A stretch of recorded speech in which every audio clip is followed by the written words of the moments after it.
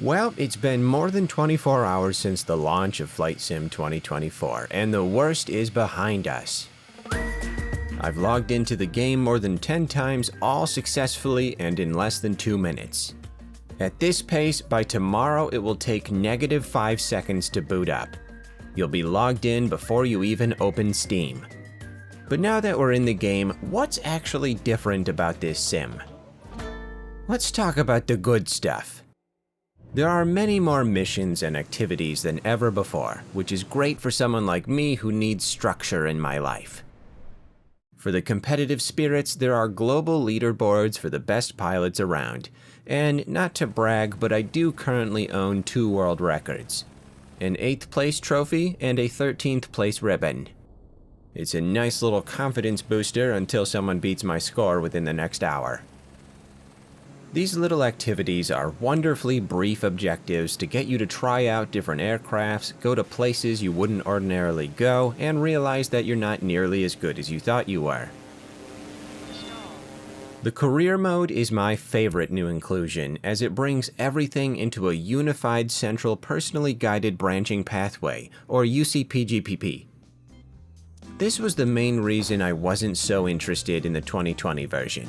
I need to have goals. Even the instructor-led tutorials give me a good sense of accomplishment, and I mean, who doesn't like being told that they're a good boy? The career mode opens up as soon as you get your private pilot's license, but even that first step feels like there's real weight to it. I was genuinely nervous taking the exam, and when I passed on the first try, I was very tempted to call my grandmother to tell her the good news. Then I remembered she's no longer with us and I got really sad. So I went to buy some Werther's Originals to make myself feel better, and after that... wait, what was I talking about?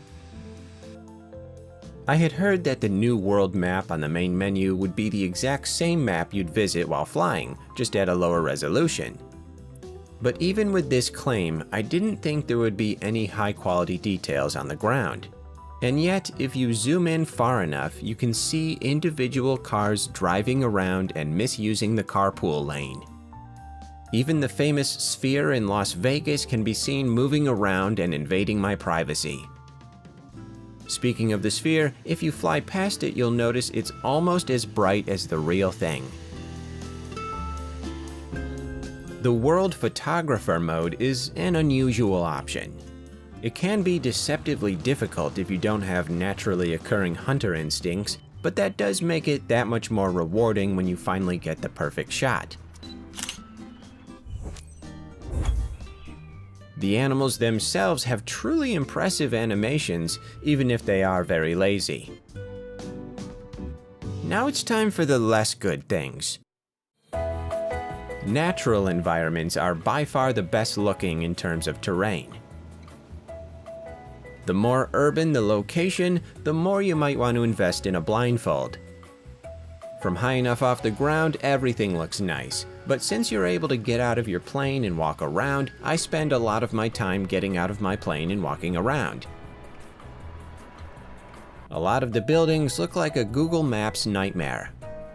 You can't expect the entire world to be faithfully recreated, but there are some models that are just plain perplexing.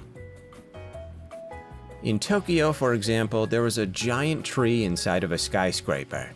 Now, I've never been to Tokyo, so I can't confirm whether or not this is an accurate recreation.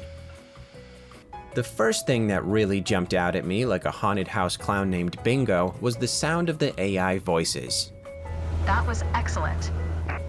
There was no way they could create the billions of unique ATC comm lines and custom narrations without computer-generated audio, but the inflections in some of the dialogue feels like it's a few years behind. It's one sweet ride. I'm ready if you are, so hop in and buckle up. Let the good times roll. More than a few times, there were different parts of the plane that were completely transparent. There's a small chance they were made out of a new type of reflection-free plexiglass, but something tells me that's not the case. One bizarre discovery was realizing that the center of your controls changes when you pivot the camera. This makes very little sense and is quite dangerous in scenic vistas. It's something that I hope can be changed in the dark recesses of the settings menu. There weren't really a ton of things that stood out in my first 10 hours with the game, but every so often something would call attention to itself. Do you mind? Ruined my special moment. Even with the less than ideal launch, I currently don't have any regrets. There's much to be improved upon, but there's still plenty of stuff here to keep me busy for a long time. Now, if you don't mind, I'm gonna go take more pictures of kangaroos. I feel like they like the attention.